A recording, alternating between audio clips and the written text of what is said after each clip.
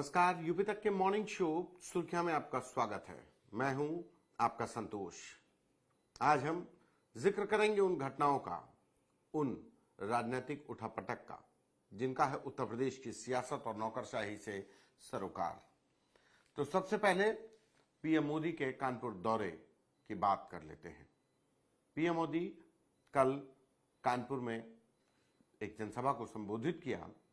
जनसभा को संबोधित करने के दौरान पीएम मोदी, जैसा कि हमेशा होता है, कि वो लोकल कनेक्ट जल्दी करते हैं। ये उनकी काबिलियत है, यही उनकी खूबी भी। और कल भी जब पीएम मोदी कानपुर में थे तो उन्होंने एक सेंटेंस बोला और वो वाक्य था कनपुरिया स्टाइल में कि अब ये नया भारत है और अब ये हौंक देगा, दुश्मन कहीं भी हो हौंक देंगे। आज इसी को हेडलाइन बनाया गया है। पीएम मोदी कल कानपुर में तमाम विकास परियोजनाओं का, जिसमें कानपुर मेट्रो के सेकंड फेज का उद्घाटन होना था, अंडरग्राउंड सेक्शन का, यानी कि अंडरग्राउंड नयागंज से लेकर कानपुर सेंट्रल तक जो अंडरग्राउंड स्टेशंस बनाए गए थे, वो मेट्रो का उद्घाटन किया।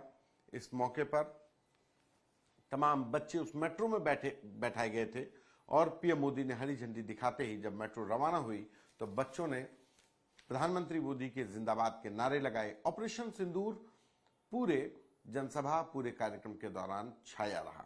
जिस तरीके से भारतीय सेनाओं ने पाकिस्तान के आतंकी ठिकानों पर हमला बोला, उनके आतंकी सरपरस्ती के मंसूबों को निस्तो नाबूद किया, उस पर ऑपरेशन सिंदूर छाया रहा।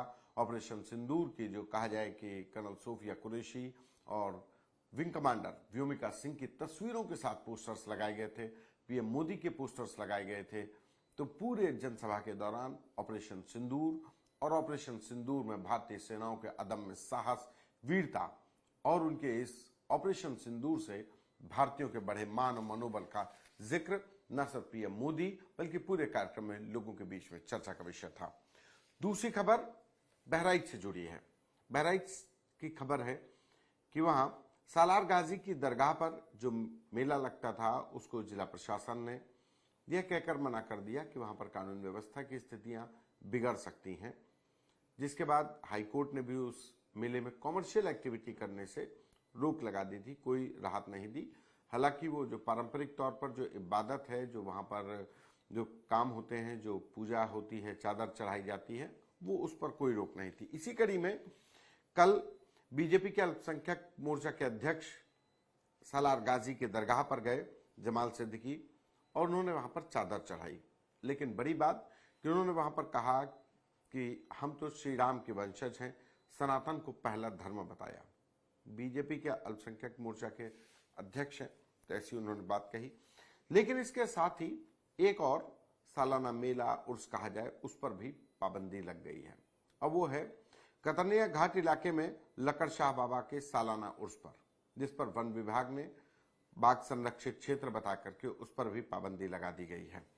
और उससे होने वाली आय अभी कुछ साल पहले तक वन विभाग लेता था, लेकिन अब कहा जा रहा कि बाघ संरक्षित क्षेत्र घोषित कर दिया गया। ऐसे में इस पूरे क्षेत्र में किसी भी प्रकार की लोगों का आना जाना ये घातक हो सकता है और इसको लेकर के वन विभाग ने ही इस पर पाबंदी लगाई है। दूसरी खबर है लखनऊ में हुई अफसरों के बीच मारपीट की।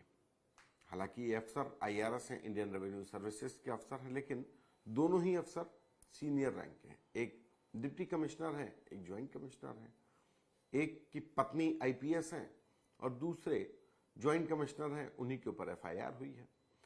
मामला लखनऊ के इनकम टैक्स ऑफिस का है, जहां पर डिप्टी कमिश्नर गौरव गर्ग के साथ मारपीट हुई। मारपीट करने वाले ज्वाइंट कमिश्नर योगेंद्र मिश्रा हैं। योगेंद्र मिश्रा के ऊपर एफआईआर दर्ज हो गई लखनऊ के हजरतगंज कोतवाली में। इधर योगेंद्र मिश्रा के ऊपर एफआईआर दर्ज हुई तो उन्होंने अपनी बचाव में लखनऊ के पुलिस कमिश्नर को एक लंबी चौड़ी एप्लीकेशन भेज दी मेल के जरिए और कहा कि इस पूरे मामले का सीसीटीवी निकाला जाए, निष्पक्ष जांच की जाए और जब तक सबूत न मिले तब तक उनके खिलाफ कार्रवाई न की जाए।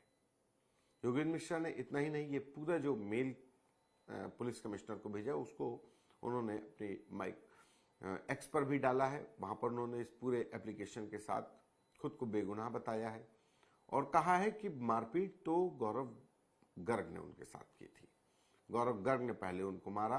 गौरव गर्ग उनको लगातार बदनाम कर रहे हैं, साजिश रच रहे हैं, लगातार उनको परेशान कर रहे हैं। उसका भी जिक्र किया कि 2022 में गौरव गर्ग को रिप्लेस करके योगेंद्र मिश्रा को कानपुर में पोस्ट किया गया था इनकम टैक्स विभाग में, और वहां पर जब वो पोस्ट किए गए तो उन्होंने गौरव गर्ग की तमाम खामियां पकड़ी और इसकी शिकायत उन्होंने बड़े अफसरों से की, सीनियर ऑफिसर्स से की, मुख्यालय में भेजी, दिल्ली मुख्यालय भेजी, और जिसके बाद से गौरव गर्ग रंजिश मांगने लगे।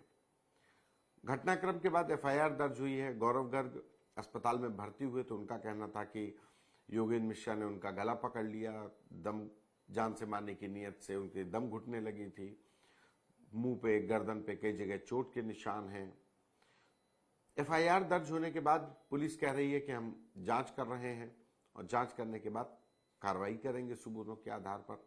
यह अलग बात है कि गौरव गर्ग की पत्नी रवीना त्यागी यहीं पर डीसीपी सेंट्रल है, इस समय पर वो छुट्टी पर चल रही हैं। गौरव गर्ग की तहरीर पर एफआईआर दर्ज हो गई है। वहीं योगेंद्र मिश्रा की दी हुई पुलिस कमिश्नर को तहरीर पर पुलिस का कहना है कि अभी तो हम ये चेक करेंगे कि योगेंद्र मिश्रा ने के मेल से ही ये चिट्ठी आई है या किसी और ने तो नहीं भेज दी है। बहरहाल ये अफसरों का मामला है और अफसरों के बीच मारपीट अब विभाग की किरकिरी का सबब बन गया है।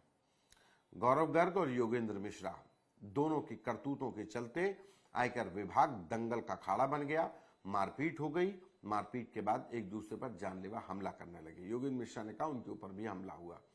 तो ऐसे में अब विभाग की छवि और विभाग के दफ्तर के अंदर बने डेकोरम और उस डेकोरम को बिगड़ने की वजहों को अफसरों को तलाशना होगा। हालांकि कहा जा रहा है कि योगेंद्र मिश्रा के खिलाफ 12 शिकायतें पहले भी मिल चुकी हैं। फरवरी महीने में क्रिकेट मैच के दौरान पिच पर बैठ गए थे योगेंद्र मिश्रा, उसका सोशल मीडिया पर वीडियो वायरल हुआ।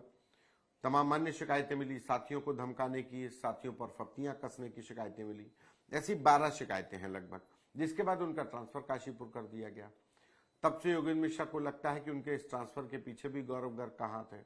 गौरव गर्ग ने ही ये शिकायतें की, जिसके बाद ये ट्रांसफर हो गया। बहरहाल दोनों अफसरों के बीच रस्साकशी चल रही है और रस्साकशी में योगेंद्र मिश्रा के ऊपर एफआईआर हो गई है। योगेंद्र मिश्रा की तहरीर पर अभी जांच हो रही है कि तहरीर उन्होंने भेजी है या किसी और ने भेजी है। इसके बाद मोदी बोले दुश्मन कहीं भी हो हौंक दिया जाएगा।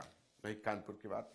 पॉलिटिकल बात करें तो मायावती का विस्थाई पता लखनऊ का 9 माल एवेन्यू होगा, क्योंकि उन्होंने दिल्ली में जो उनका आवास था वो उसको उन्होंने छोड़ दिया है, बंगला जो था उसको खाली कर दिया है।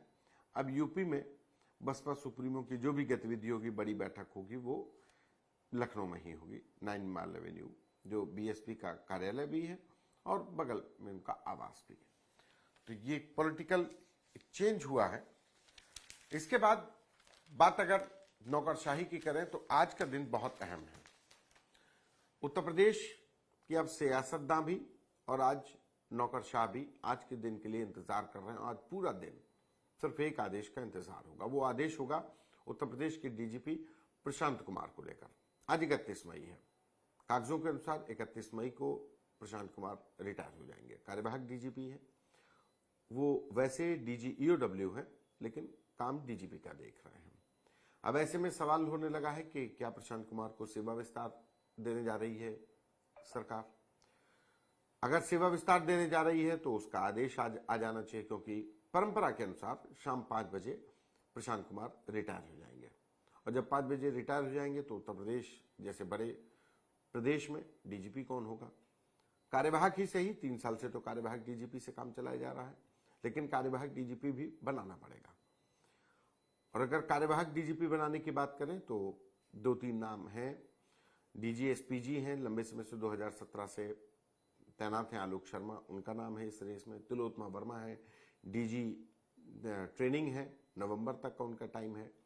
और सबसे बड़ा मजबूत और लंबे कार्यकाल का नाम है राजीव कृष्णा का। राजीव कृष्णा डीजी विजिलेंस है और वो सबसे मजबूत नाम है, क्योंकि वो मुख्यमंत्री के भी अच्छे अफसरों में गिने जाते हैं। मुख्यमंत्री की नजरों में भी उनकी इमेज बहुत अच्छी है, अच्छे अफसर हैं, लंबा अनुभव है, विजिलेंस जैसी जांच एजेंसी को लीड कर रहे हैं लंबे समय से।